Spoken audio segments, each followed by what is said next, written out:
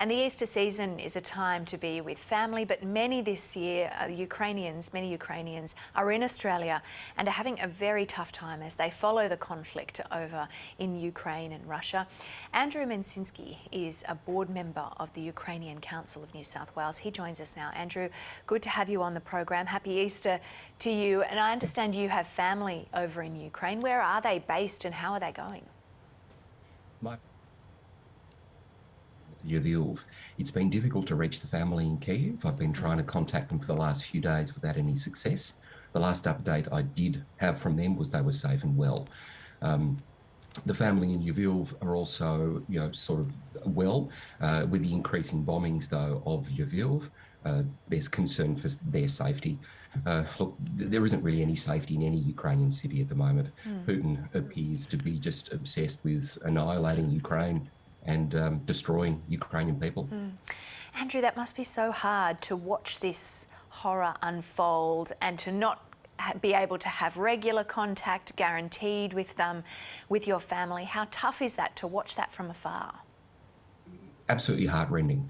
It is the scenes in particular that came out of Bucha and Hostomel and the other towns north of Kiev after the Russians withdrew were almost too difficult for many members of our community to look at. Images of people with swastikas burnt into their bodies, shot while they were riding bikes on the street. This isn't war crimes. This is a genocide, and Ukrainians have lived through this before in 32, 33 with the famine and various other, the Great Famine that killed 5 million Ukrainians. They've suffered repression so many times, and this is up there with the worst of them, and will go down in history as also one of the great attempts to kill the Ukrainian people and the Ukrainian nation.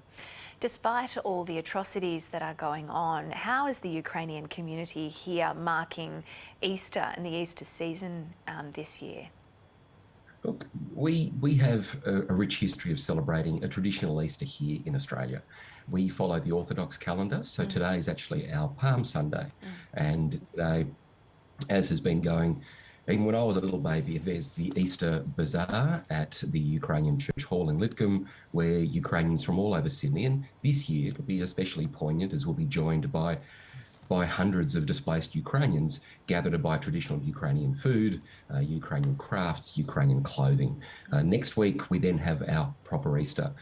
Easter baskets are prepared, which are, once again, follow a tradition passed down for centuries with just simple bread, salt, milk, cheese, butter and eggs, and that's blessed by the priest. We line up all our candles around the church, our baskets around the church, light candles, and they're blessed by a procession of the priest and the nuns and the church choir. Look, it's a lovely tradition. On Sunday, the kids dance traditional Ukrainian dances called Hail Ke around the church as well, something which also has been happening since I was a child. And when I went back to Ukraine my last time in 2011, I saw the Ukrainian kids doing it there as well. So we try to maintain, as I said, a traditional Ukrainian Easter, but this year it'll be a lot sadder, but we'll bring the displaced Ukrainians in with us. And look, we will pray for peace, and we'll celebrate it this period as much as we possibly can and as much as we always have. It sounds like a wonderful celebration despite everything that's going on, and it must be so welcome for those displaced Ukrainians to have that taste of home here in Australia. For those Ukrainians that have made it to Australia, what does their future look like in terms of getting a visa and guaranteeing safety for their future? The situation has improved since last week. One of the initial visas that the displaced people came in on was a tourist visa. But thankfully, last Thursday, the Department of Home Affairs officially announced the transition process to migrate from a temporary tourist visa to a 3-year humanitarian visa. Once they migrate to the humanitarian visa, the displaced people now have full rights to work, to Medicare, to bank accounts, and to basically a whole bunch of other government services. This will make life a lot easier for them. A lot of the Ukrainians that are here, well, most immigrants, they're proud people. They don't want charity, which is what they've been receiving for the last 6 weeks. But now, with this new visa, they can stand on their own 2 feet. They can get jobs. and they can try to rebuild their lives here. That being said, they still have huge challenges ahead of them. Given that the vast majority of displaced people in Australia are women and children, we will have a lot of really single, because the men have to stay in Ukraine to fight, we will have a lot of single parent families that will be trying to make do as best as they can in Sydney and Melbourne. And as anyone who knows who lives in Sydney and Melbourne, the costs of those cities are quite high.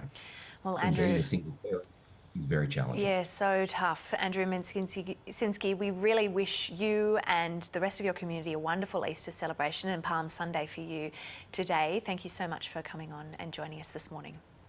Thank you very much for the invitation.